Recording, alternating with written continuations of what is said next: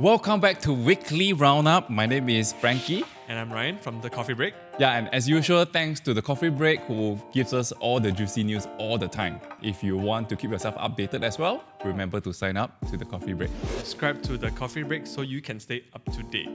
Ooh, yo, Little rap this week, huh? Yeah, but without further ado, let's go straight into our first news for today, right? So our Prime Minister has been flying all around the world and helping us to bring back a lot of FDI. So back in October, the Prime Minister together with the MITI Minister, Tengku Zafrul, they went to the Middle East. They went to United Arab of Emirates and they managed to bring back 40.6 billion ringgit worth of committed investments.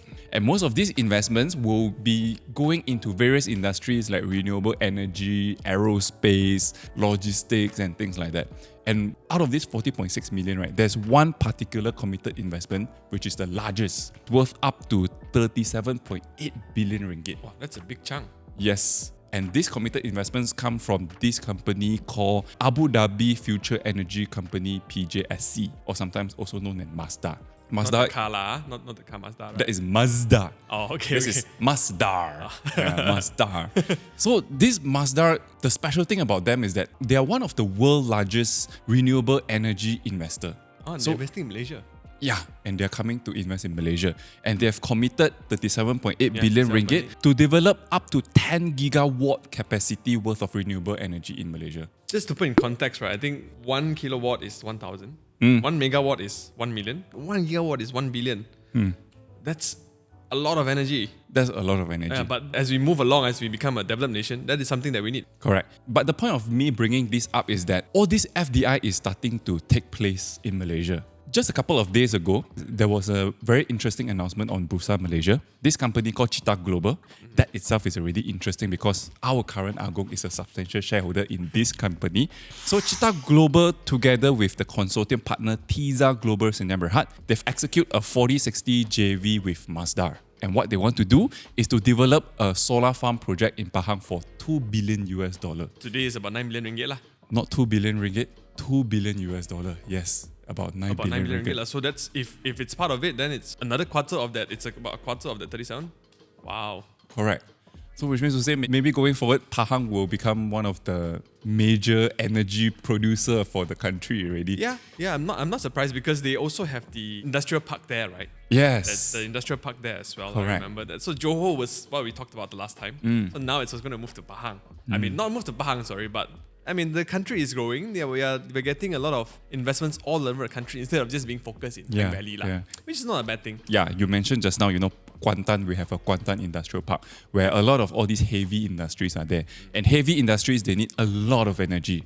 So I think this project makes sense for them. Under this deal anyway, CITA Global and TIZA, both of them, they will own 40% equity stake in this project. And the remaining 60% will be owned by Mazda. That's not the only one. The next day, Malakoff also came up with an announcement. Malakoff is also teaming up with Mazda to identify potential business opportunities on solar power project. Together with Malakoff, they are trying to see how they can develop 1,000 megawatt of solar farm in Malaysia, which is 1 gigawatt, right? Yeah, correct. 1 gigawatt. 1 gigawatt, yeah. Correct. So apart from solar energy, I think this partnership, they are also trying to explore other renewable energy project opportunities within Peninsular Malaysia. So that will be interesting because traditionally Malakoff is just into fossil power plant. Carbon-based lah. Carbon-based. Yes, carbon-based power plant. Now that they're going into renewable energy, who knows? Maybe going forward, we can even see a hydropower plant together with Mazda, right? That is something exciting to see, but I'm not speculating anything. I'm just saying that there's potential that could happen. So this is some of the impacts of or how FDIs can contribute to the country.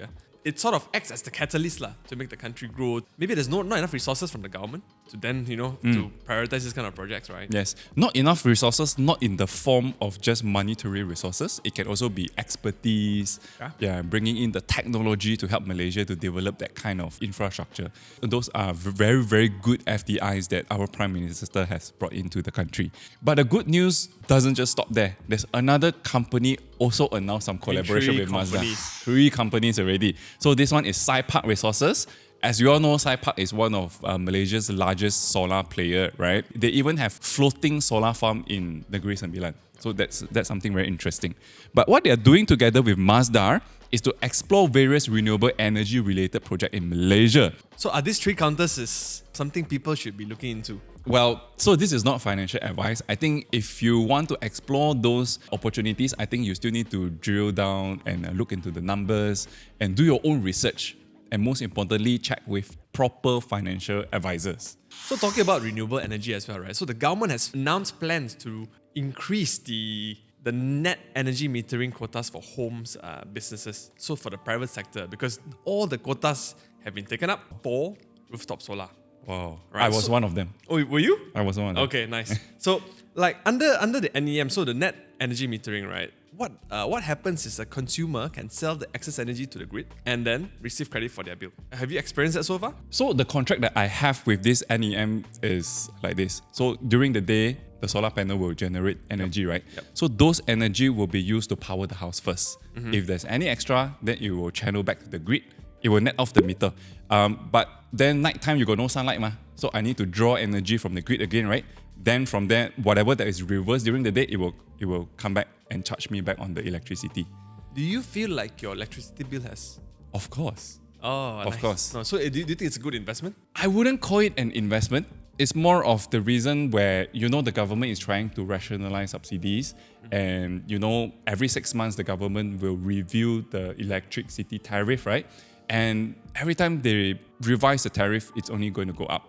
Fair enough. And with inflation and all that, chances are, I think next year electricity bill is going to go up again. And because of that, I think for long-term purpose, it's better to just install solar today lah. Yeah. So yeah, that's something that you can actually consider, because now that the government is going to increase the quota, right? It's because the demand is there. I think people see the use case. So I mean, on top of just saving electricity bills, it's also helping the environment lah in some ways. yeah.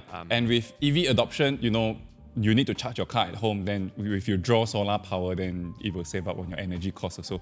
Yeah, so this is all also part of the government's initiative to promote renewable energy adoption, right? Because the potential for rooftop solar panels, right, stands at about 42 gigawatts, right? Based on the renewable energy roadmap released by the government last year. 42 gigawatt. So just now we said Mazda want to come into Malaysia to develop 10 gigawatts. So this one can do 42. Because we are near the equator, right? In some sense, we get a lot of sun throughout the year. So this is something that, again, another good initiative by the government, right, to drive renewable energy adoption. So that's something to look forward to. Talking about investments, right? This year itself, Tengku Zafrul has announced that we have attracted 225 billion in approved investments, including foreign and domestic investments.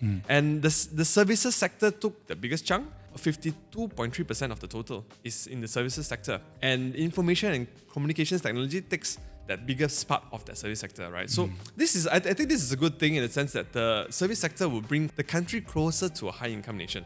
The country should then graduate from the manufacturing sector, or at least move up the value chain, right? Instead of dominating the low value add part of the supply chain. Yeah, if not, we would have stuck in the middle income trap for even longer. There were some interesting facts that were revealed by the minister as well, right? So, where do you think is the top country for FDI?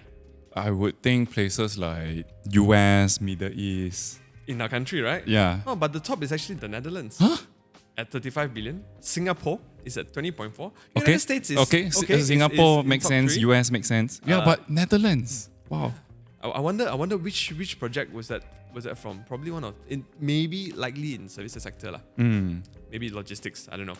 Okay, moving away from economics and business news a bit, let's talk about a little bit more that is more relatable to our lifestyle. But this is not a good news because COVID is coming back again. No. And we are talking about Christmas coming really, really soon.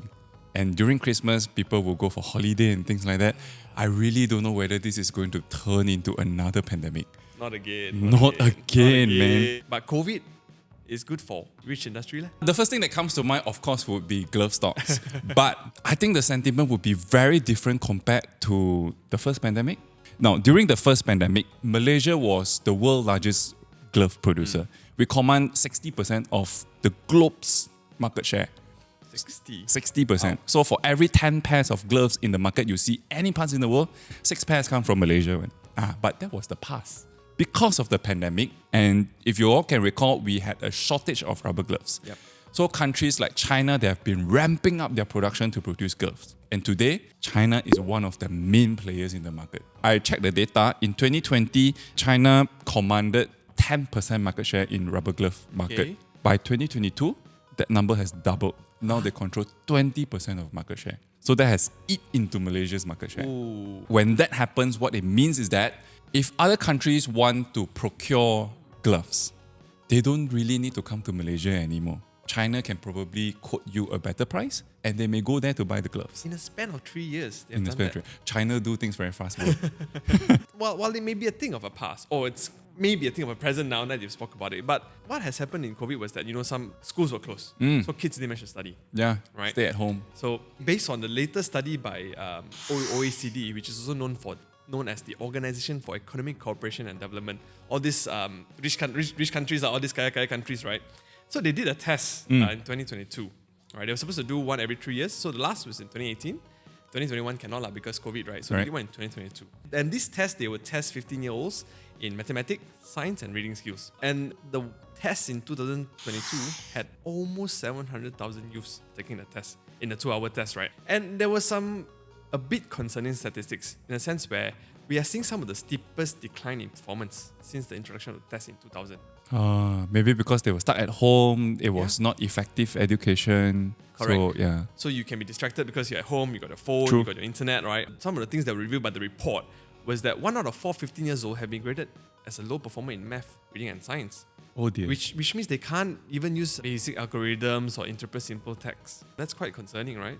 These are the people who sort of lead the future. Correct. I think there's going to be like a lost generation, right? The one that happened in COVID, so correct. now their schedule also is a bit Yeah. different, right? Yeah, so you have a group of people that is pre-pandemic, and then you have this group of people who are stuck at home during the pandemic, and then after the pandemic, where everything goes back to normal. So these people who are stuck at home in the past, Awkward group, awkward group.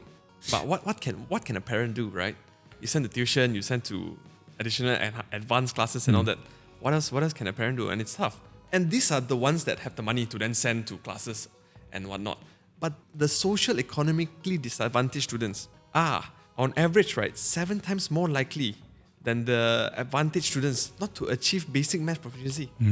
So that's I mean, of course, income disparity then also comes into the picture when it comes to education. Very, very telltale. This OECD survey, this test is done all around the world, right? There are about 82 members. Oh, 82 members. 82 members. So Malaysia also took part in this exam. Malaysia also is part of it. So 38 mostly developed countries, 44 non-members because the 38 is the member right? Orang kaya member 44 is non-member. So it's sort of like an average. And I think if you take 700,000, you look at probably about 9 to 10,000 students per country on average average lah. And on average in Malaysia, in that context, I think it covers quite a wide range So you're not only cover the T20s only or like the B40s only, right? So it's quite fair, but I'm interested to know how we score. We score below average across all 3 skills. So we had maybe about 430 points last time. Now we had about 416. So our rank dropped. Mathematics also we are ranked at 54. Reading, we're ranked at 60. But can you just take a guess which country ranks number 1 across all categories? Take a guess. Our neighbor again. Neighbor again. Why you so smart one? Why you so smart one? You ask until like that already. Easy guess. Our neighbor scored number 1 across all. Singapore. Singapore. I mean, no offense to Thailand and Indonesia, but Singapore. Singapore scored number 1 across all 3 categories. But earlier this year, our education minister said that the school curriculum in Malaysia is comparable to that of Singapore and Japan. This statistics not really showing lah. Yeah, but one is 52, one is number 1. We are 51 spot away. Not telltale this one, man. And as they go down, these are youth, and when they go down the path of graduating SPM, right, it's also not looking great because the minister also reported that almost half of SPM leavers from 2021, right, chose not to further their studies. Don't know what they become lah. Maybe influencer, maybe Grab driver or like food delivery driver, or maybe go back to formal working because these disadvantages could also be those from the low income segment, from low income customers. So they have no choice but to work. They can't further their studies, right? This brings the argument of, in today's world, right, whether a tertiary education is necessary because you have things like AI, ChatGPT, you have a lot of technologies to assist you to do a lot of professional jobs. Yep. So maybe to a certain extent, you don't need so much technical knowledge in the future. Yeah. So by coming out to the society earlier, maybe it's better for you to learn those soft skills. Definitely. I don't know. Or would it still be better to say complete your tertiary education no matter what, and then only enter the society? Because by then you become more mature, right? That's some food for thought, right? Let us know what you think in the comments below. Speaking of Singapore, there's this company in Singapore called Centurion Corporation Limited. This company, what they do is they build hostels for workers, for general workers like construction workers and things like that, and then they will lease out to the contractors so that, especially in Singapore, because they are very stringent when it comes to worker safety, so they need to house all these workers in all these hostels. So this company, Centurion Corporation, that's their business. They also have some operations in Malaysia, and what happened is that they have sold 2 of their properties in Malaysia worth 227 million ringgit to one of our GRC fund, KWAP. But the interesting is, after they sold, they lease it back. Why? They sold and lease back. Why do you know why do companies do it? Usually, company go into a sale and lease back arrangement is because they need funding. Because when you have 227 million locked as a property, you cannot do other projects. But when you sell it to a third party, you gain cash already, ma. Yep. Then you can use the 200 over million, you can do other things. But at the same time, maybe you still need those properties for your operation, so you go and lease it back from the new owner. That way, every month you just pay a small rent. Where you still continue to make profit from the asset lah. That is actually no longer asset lah. It's no longer asset. You become a tenant, you rent the place, but now you can use the sale proceed to go and do other projects. To build maybe another hostel lor. Correct. So maybe Generate more income lah. correct. So maybe Centurion has bigger plans to use the money for more expansion. I'm not sure about that. But going forward, I think as Malaysia economy matures, we are also talking about safety for workers as well. Potentially, Centurion can be the leader in this new market and become one of the major property developer for worker hostel.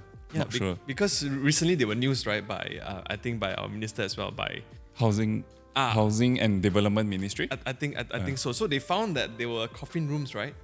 Coffin-sized rooms. Oh in yeah, KL yeah. That went as low as 300 ringgit. Or, Correct. Very sad, very small coffin room, literally coffin room. In Japan, it's called capsule hotel. Here, it's called coffin box. All about perspective. All about perspective. Singapore's own GLC, they are also investing in commercial property, but this time it's in Japan lah. So they have GIC acquired actually 2 logistic facilities developed by Japanese real estate, Daiwa House, for an undisclosed sum. So they have already acquired a few properties already, one from this developer in 2023, and they're acquiring more now. So with all these investments in commercial properties, right? All this, what are they seeing that we are not? Why are all these institutional seeing that we are not? Are they seeing value in commercial real estate? You have to look at it this way, right? Because as technology become more advanced, more and more often we shop online compared to we go down to the physical store. And that would require more warehousing space. It would require more logistic services. Because you're talking about all these goods being stored in warehouses. I think that's what I think. So from shopping malls to warehouses. Lower cost ma. You don't need to put aircon, you don't need to put fancy tiles and all that. All you need is just a roof. Toilet also. No need toilet also, correct. Need toilet for the workers. So when all of these assets are being required, I think they are seeing that potential over there. So maybe Japan took the initiative to go ahead with this sort of investment first. How would an individual investor like myself, let's say, want to go into it? Is it to REITs? Will it likely be to REITs? Yeah, there are actually a lot of industrial REITs both in Singapore and Malaysia. Right? You can always go and find out yourself and find which one suits you more. Then you can invest in those REITs. Yeah, so I think that's all for today's news sharing. I hope you guys got yourself updated a little bit here and there. We certainly hope so, that you can stay updated with the show and also through the newsletter. Yeah, and hope to see you guys again next week for more juicy news from the coffee break. See you guys. Take care. Ciao.